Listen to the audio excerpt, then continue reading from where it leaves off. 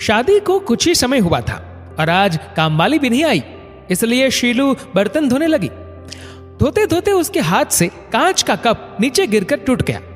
Cup टूटते ही वह डरने लगी कि उसकी सांस अब जली कटी सुनाएगी।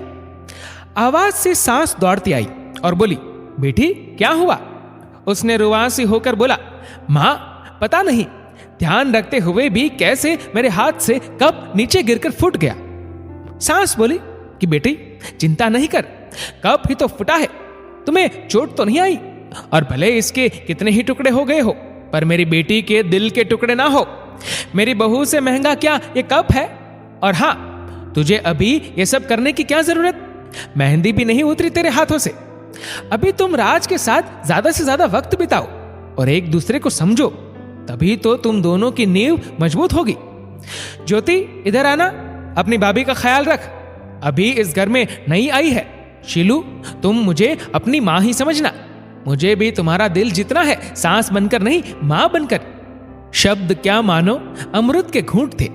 देखते देखते शीलू की आंखों छलछला गई।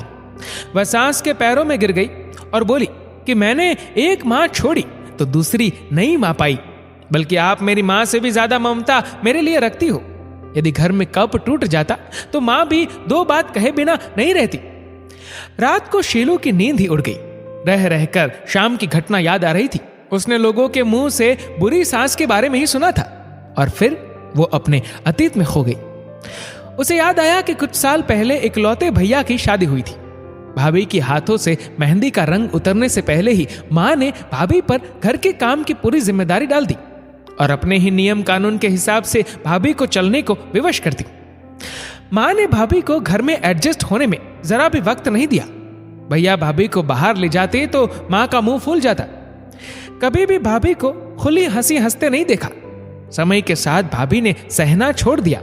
फिर हर रोज घर में झगड़ा होने लगा। एक दिन भाभी के हाथ से कांच का गिलास नीचे गिरकर टूट गया। मां चिल्लाने लगी कि कितना कीमती गिलास फोड़ दिया, रोज इतना माल खाती हो, उसकी शक्ति कहां गई?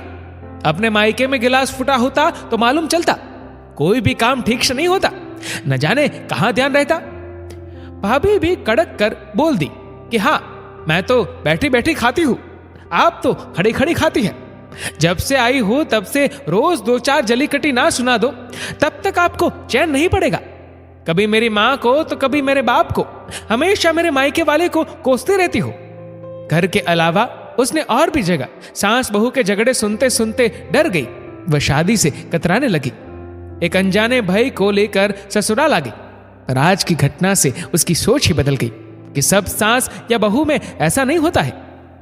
नींद ना आने की वजह से उसने सोचा, चलो थोड़ी देर मां से बात कर लूं। मां ने इतनी रात को उसको फोन करते देखकर बोला कि शीलू सब कुछ ठीक तो है ना? कहीं जमाए राजा या सास ननद से तो झगड़ा नहीं हो गया? वह बोली, नहीं मां, ऐसा कुछ नहीं।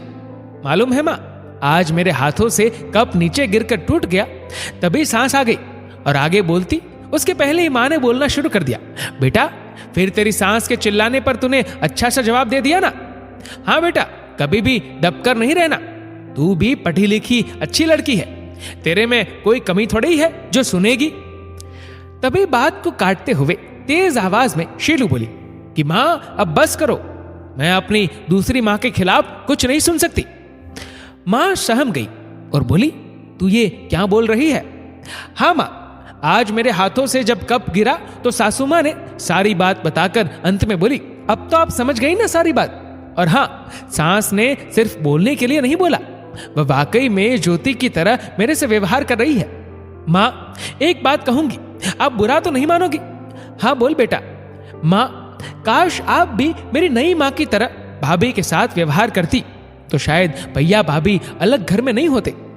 मां, मेरी सास ने शुरू से ही अपने प्रेम से नींव मजबूत कर ली, तो उस पर टिका परिवार में मजबूती कैसे नहीं आएगी?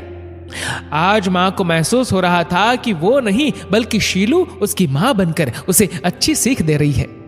शादी के बाद नई जिंदगी की शुरुआत में अगर आज साच समझदारी से काम नहीं लेती, अपनत्व नहीं जताती, तो शायद शुरुआत की नींव ही कमजोर होने से पूरी जिंदगी आपस में दरार पड़ जाती।